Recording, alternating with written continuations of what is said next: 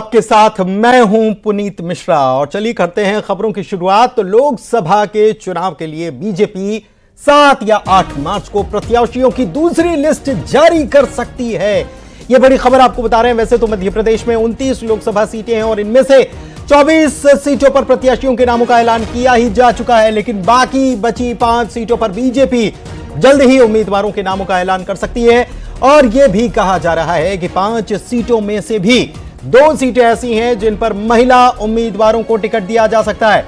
कौन कौन सी सीट है? इंदौर, उज्जैन और धार में महिला प्रत्याशियों को मौका मिल सकता है। इंदौर से दिव्या गुप्ता, माला सिंह ठाकुर को टिकट मिल सकता है, ऐसी जानकारी आ रही है। जबकि उज्जैन से मिनी जोनवाल और चिंतामणि मालवीय को टिकट दिया जा सकता है। धार से छतर सिंह दरबार का नाम भी दावेदारों में आगे चल रहा है। इंदौर, उज्जैन, धार के अलावा 2 सीटें और हैं, बालाघाट और छिंदवाड़ा लोकसभा सीट। ये वो सीटें हैं जहां पर बीजेपी प्रत्याशियों के नामों का ऐलान कर सकती है।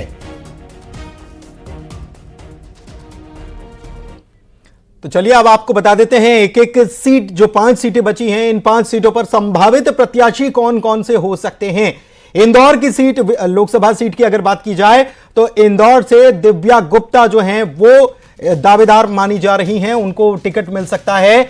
इसके अलावा एक और नाम इंदौर से ही चल रहा है और वो नाम है माला सिंह ठाकुर का। इनको भी प्रत्याशी बना सकती है पार्टी, क्योंकि खबर यह है कि 5 सीटों में से 2 सीटों पर महिला उम्मीदवार दिए जा सकते हैं। वहीं उज्जैन की बात कर लें तो मीना जोनवाल और चिंतामणि मालवीय जो हैं उन दोनों के नाम चल रहे हैं। और धार की बात करें तो यहां से सावित्री ठाकुर को पार्टी उम्मीदवार बना सकती है। इसके अलावा कुछ नाम और भी चल रहे हैं।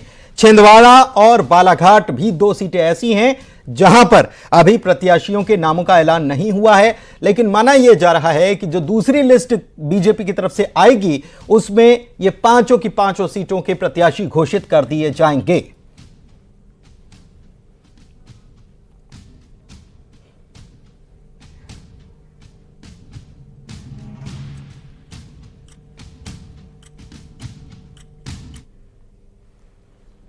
और चलिए बढ़ते हैं आगे और बात अब कांग्रेस की कर लेते हैं। तो कांग्रेस में स्थिति क्या है? कांग्रेस से खबर यह आ रही है कि कांग्रेस 8 या 9 मार्च तक अपने लोकसभा उम्मीदवारों की पहली लिस्ट जारी कर सकती है। जी हां, बड़ी खबर आपको बता रहे हैं। 8 या 9 मार्च को एमपी में अपनी पहली लिस्ट कांग्रेस जारी कर देगी और पहली लिस्ट के मुताबिक, खबर जो आ रही है उसके मुताबिक लिस्ट में 10 से 15 नामों का ऐलान किया जा सकता है, यानी कि पूरे प्रत्याशी शायद घोषित नहीं किए जाएं।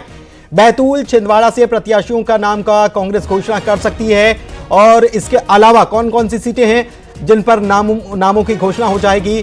गुना, शिवपुरी जो सीट है वहां से, धार से, देवास से सीधी बालाघाट और झाबुआ के साथ ही राजगढ़ से भी प्रत्याशियों के नामों का ऐलान किया जा सकता है।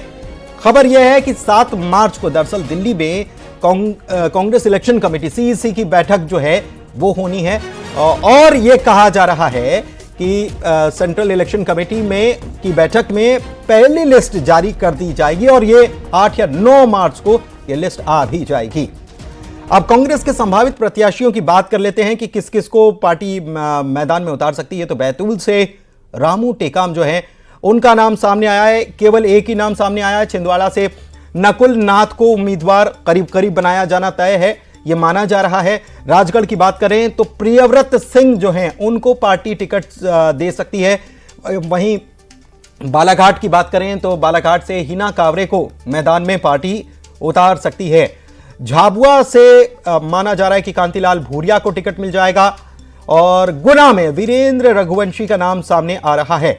धार की अगर बात की जाए तो यहां पर महेंद्र कन्नौज को पार्टी टिकट दे सकती है, उनको उम्मीदवार बनाया जा सकता है धार से। और देवास की बात करें तो यहां से विपिन वानखेड़े प्रत्याशी बनाए जा सकते हैं। सीधी से कमलेश्वर पटेल का नाम चल रहा है।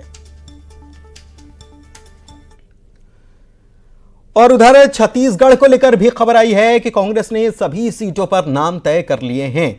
कुल 11 सीटें हैं छत्तीसगढ़ की, जिन पर कल दिल्ली में जो स्क्रीनिंग कमेटी ने बैठक की, इसमें नाम तय कर लिए गए हैं। और सूत्रों के मुताबिक, जो जानकारी है उसके मुताबिक 6 सीटों पर सिंगल नाम को लेकर हरी झंडी मिल चुकी है और 5 सीट ऐसी हैं जिन पर पैनल बने हैं।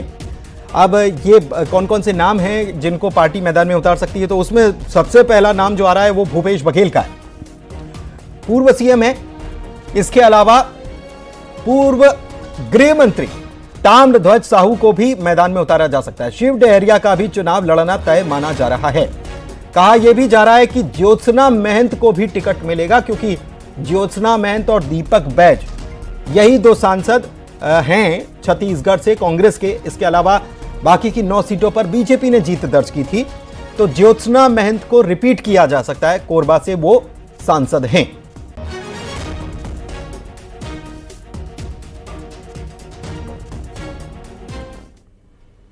और आगे बढ़ें और बात करते हैं रायपुर में तो बैठक की। तो बीजेपी की बड़ी बैठक आज रायपुर में होनी है और इस बैठक में बीजेपी के लोकसभा के सभी प्रत्याशी शामिल होंगे, क्योंकि आपको बता दें कि बीजेपी ने जो पहली लिस्ट जारी की है 195 उम्मीदवारों की, इसमें छत्तीसगढ़ के सभी 11 उम्मीदवारों के नाम घोषित कर दिए गए हैं।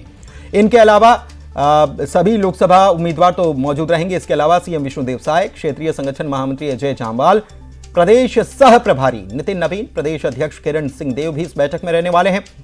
चुनाव संचालन के अलावा चुनाव प्रबंधन समिति की भी बैठक होगी। इसमें लोकसभा में जीत की रणनीतियों पर मंथन किया जाएगा।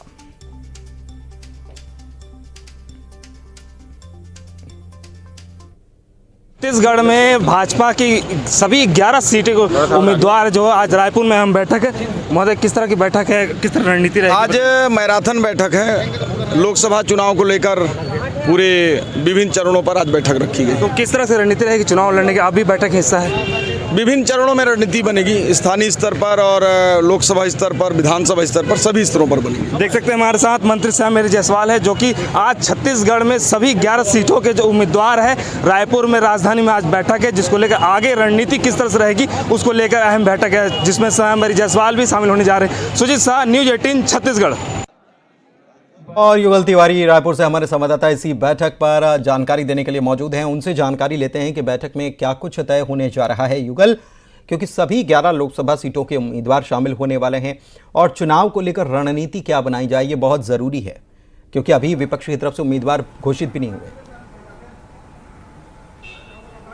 देखिए पुनीत, अगर हम कांग्रेस की सूची की बात करें तो अभी लिस्ट जारी नहीं हुआ है, उम्मीदवारों का नाम ही तय नहीं हो पाया है। और अगर हम बीजेपी की बात करें तो जो छत्तीसगढ़ के 11 लोकसभा सीटों पे उम्मीदवारों का ऐलान हो चुका है और एक एक करके जो सभी जो उम्मीदवार हैं वो यहाँ पर पहुँच रहे हैं। जो मंत्री जिन्हें दायित्व दिया गया है या फिर आने वाले समय में जो दायित्व सौंपना है वो तमाम मंत्री हैं वो यहाँ पर एकत्र हो रहे हैं। अजय जाम्वाल इस बैठक में रहेंगे, मुख्यमंत्री विष्णुदेव साय इस बैठक में शामिल होंगे, नितिन नवीन भी इस बैठक में शामिल होंगे। इसके अलावा प्रदेश अध्यक्ष किरण सिंह जो हैं वो भी इस बैठक में शामिल होंगे और सभी को टिप्स देंगे। चुनाव समिति, चुनाव प्रबंधन को लेकर के जो व्यापक जानकारी यहाँ पर दी जाएगी और टिप्स है वो दिए जाएंगे। जो उम्मीदवार हैं उन्हें ये टिप्स दिया जाएगा, गुर सिखाया जाएगा कि किस तरह से वो चुनाव मैदान पर उतरेंगे और किस तरह से जीत दर्ज करेंगे। पहले भी बीजेपी कहती रही है कि छत्तीसगढ़ के 11 में से 11 सीटों पर बीजेपी की जीत दर्ज होगी। तो आप ये कहा जा सकता है कि आज तमाम जो बैठकें होंगी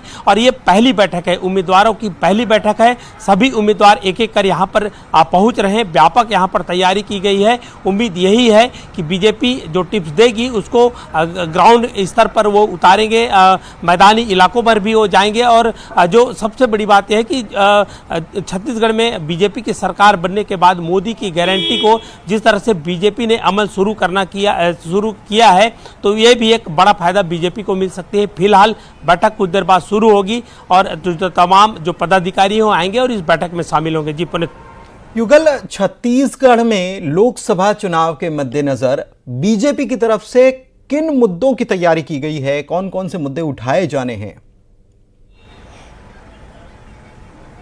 जी बिल्कुल, देखिए अब सबसे अहम मुद्दा तो यही है छत्तीसगढ़ में जो मोदी की गारंटी है। विधानसभा चुनाव में जिस तरह से मोदी ने जो गारंटी दी है उस गारंटी को पूरा किया जा रहा है और केंद्र में जैसे बीजेपी लगातार कहती आ रही एक बड़ा नेता मोदी है, एक ऐसा चेहरा मोदी है। हिंदुत्व के मुद्दा यहाँ पर पहले भी जो है लगातार उठता रहा है। साथ ही साथ जब कांग्रेस की सरकार थी तो धर्मांतरण को लेकर के बीजेपी ने एक बड़ा मुद्दा बनाया था, तो उन जो 5 सालों में जिस तरह से धर्मांतरण हुए हैं, उन मुद्दों को लेकर के यहाँ पर बीजेपी है कांग्रेस को लगातार घेरते हुए पहले भी नजर आई है और ये मुद्दा रहेंगे। छत्तीसगढ़ में जो महतारी बंधन योजना है और उन तमाम 70 लाख महिलाओं के जो आवेदन आए हैं वो एक मुद्दा रह सकता है। किसान यहाँ के प्रमुख जो मुद्दे हैं, किसानों के धान खरीदे हैं, वो मुद्दा हो सकता है। तो ये कहा जा सकता है कि मुद्दे बहुत सारे हैं जो बीजेपी अपने विकास के मुद्दों के लेकर के वहां पर आम जनता के बीच में, मतदाता के बीच में